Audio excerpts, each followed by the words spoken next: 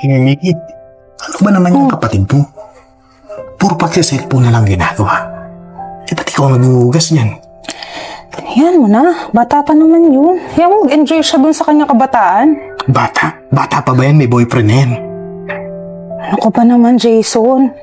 Ganyan din naman ako dati. Tingnan mo, marunong na ako sa gawaing bahay nung edad kong to. O at least marunong ka. Siya, anong alam niyan? Hayaan mo na. Nag-aaral naman yung bata eh. Huwag mo kasing konsintihin. Ikaw din mahirapan yan balang araw. Nasabi ko sa'yo. Natututo din yan. Huwag ka mag-alala. May Kailan tiwala pa? ako sa kapatid ko. May tiwala ako sa kapatid ko. Huwag ka mag-alala. Kailan ba matututo yan? Matututo. Cellphone. Yan ang natututunan niya. Gadgets. Alam mo, huwag mo na sinisilip yung kapatid ko. Tinuturuan ko naman yan kahit papano. Yan mo, makikita mo din pag bumukod tayo o pag natuto yung maging mag-isa. Concern lang ako sa inyo, Miki. Diba? Ang pangit tingnan eh. Ikaw na ikaw umahako ng gawaing bahay.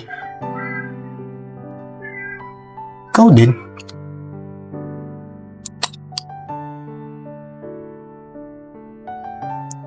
Hoy, Sarah, ano ba naman yan?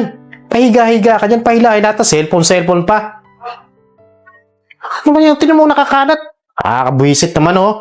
Agang-aga ka eh. Inisin ko naman eh. Jason, ano ba yan? Tingnan mo naman ang kapatid mo, napakakalat. Sara ko na. Umagang-umaga yan ang bubungad sa'yo. Tama ba yan? Hayaan mo yung bata. Nag-e-enjoy lang yung bata eh. Puro ka bata eh. Sabi ko sa'yo, may edad na yan eh. Diba? Tingnan mo. Kaya itong sarili niya. Ano ka ba? Nandito naman ako. Kaya ko maglinis ang bahay. Hindi habang panahon nandito ka, paano matututo yan? Ligalig niya kasi palagi ate. Inisin ko naman eh. Hindi mo sinasagot pa kapatid mo. Tinitingnan lang ako sa cellphone ko eh. Nawala na tuloy. Halos mayat-mayat nakatingin ka sa cellphone mo. Ako nang bahala. Ano ba, Bahala Jason? na kayong magkapatid yan. Ang gulo nyo. Ate, inisin ko naman kasi talaga eh. May tinatapos lang kong panood. Sige na, sige na. No. Miki, nakita mo ba yung sandong gagamitin namin bukas sa laro?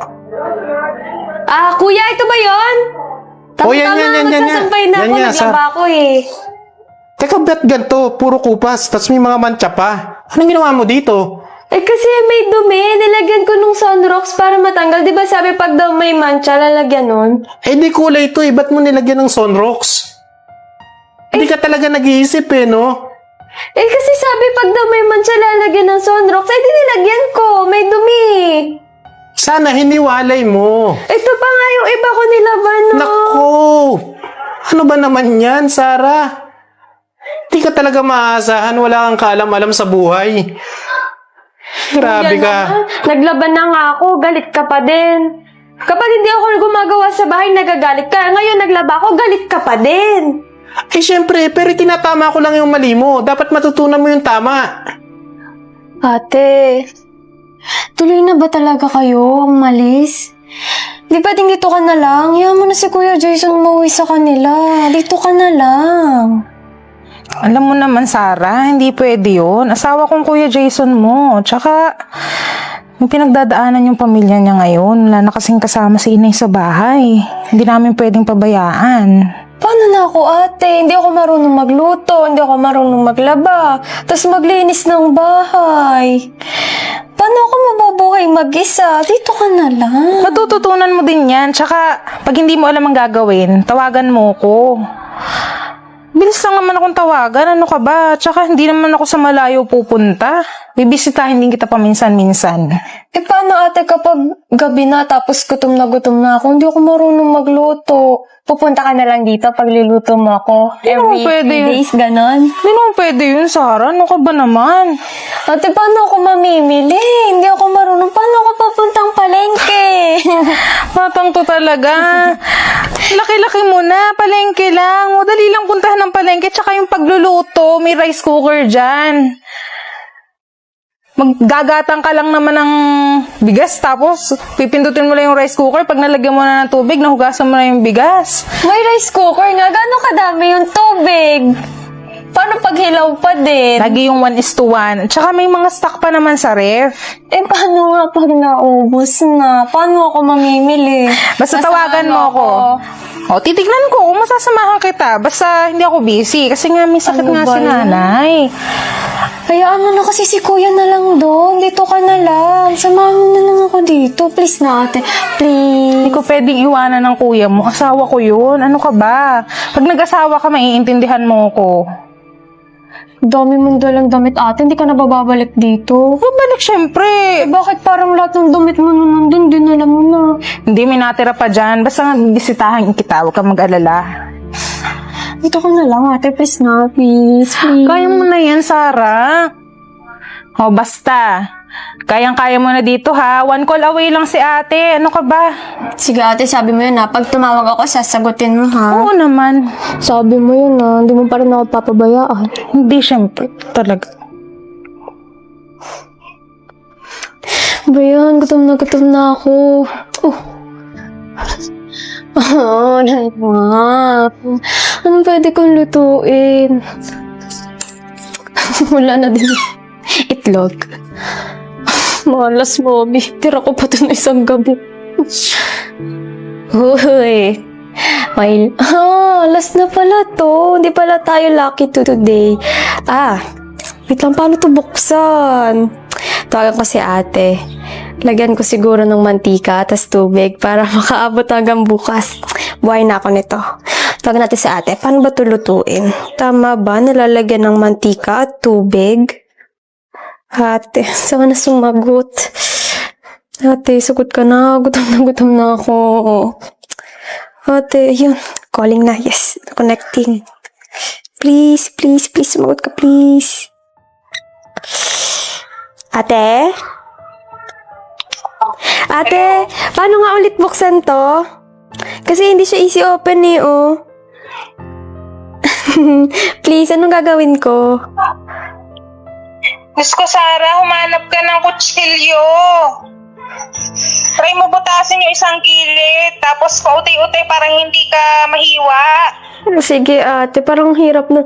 Wait ate, paano ko to paparamihin? Tama ba nilagyan ko ng mantika tas tubig para may pagkain pa ako bukas? Ubus na kasi yung stocks dito sa bahay eh. Wala nang laman yung rep. Last na to. Igisa mo yan sa sibuyas at bawang. Huwag mo munang lalagyan agad ng tubig. Paano yung Lasa muna. hiwa ng sibuyas at bawang? Ganun lang? Or yung parang square-square na maliit? Maliliit lang. Yung di masyadong kita. Tsaka kung wala ka ng stock, mamalengke ka bukas. Naku, paano yun? Sige ate, tatry ko na lang mamalengke bukas. O sige, pagka may problema sa pagsakay o kung magkano pamasahe, tawag mo sa akin, baka lokohan ka ng driver, ha? Sige ate, thank you. Bye-bye. Love you. Sige, bye-bye. Patay. Sige, luto muna tayo. Paano ako mamamalengke bukas? Saan ako sasakay? Kutsilyo. Wait. Pera, okay. Punta akong SM. Saan na lang ako bilhin ng ulam? Wait, teka. Sa palengke dapat. Ay, ayun, tricycle. Para. Oh. Bobo, di ka marunong mag-tricycle. Paano ka pupunta dun? Ay, tama si ate. Tawagan natin. Ate, paano pupuntang tricycle? Paano pumuntang SM mo kaya sa palengke? Hindi sumasagot. Paano ako pupuntang palengke? Ba't kasi umalis pa si ate? Wait. Sige. Itindahan. Dalatan na lang ulit. Dalatan na naman si Sarah. Ano ba yan? Pabili po. Ay, nahinga na sa'yo. Ate, yung ano na lang po, corned beef. Meron po bang maliit niyan? Wala nang maliit pero giniling gusto mo? Ay, sige, yun na lang pong malaki. Ayoko po ng giniling, yung malaki na lang po. Sarah, hapunan mo ba to? Opo. Ning, araw-araw ka na lang dilata, ah. Ate, kasi pupunta dapat akong palengke kaso hindi ako marunong. Naku, simula na yung ate mo nag-asawa, puro na lang dilata kinakain mo. Wala nang sustansya yung kinakain mo. Sige ka. Siya, mag-aral ka na magluto, ha? Sige, sige. Baka bukas noodles naman bilin mo. Sige, ate. Sige, Neng.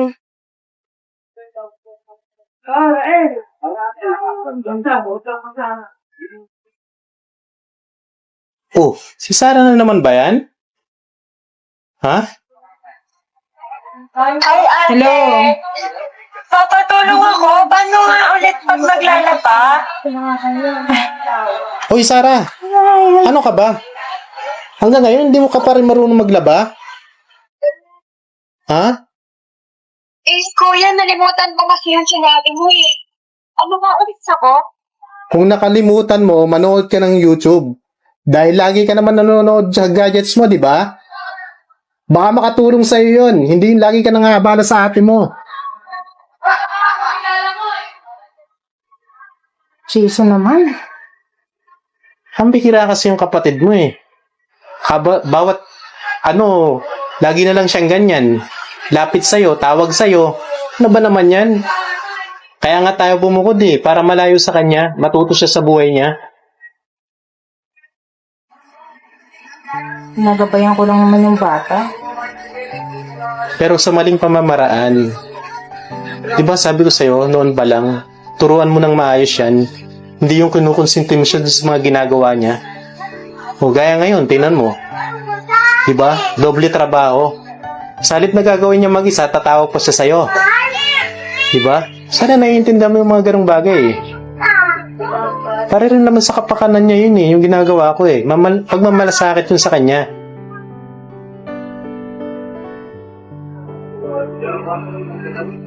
Naintindihan ko. Yung ko naman yung pinaghuhugutan mo. Kung magalala ka, kausapin ko yung bata. Nagutom na ako. Ay, ate, sumagot ka. Hindi na sumasagot. Anong gagawin ko? Gutom na ako. Gutom na ako. Sana pala nakinig na lang ako kay Kuya Jason. Tsaka kay ate. Kaya pala galit na galit siya kasi aalis din pala sila kaya kailangan ko matuto ng gawaing bahay. Siguro kung nakinig ako, hindi ako ganito, hindi ako magugutom, hindi ako parang bobo na walang alam. Ay, kasi naman sa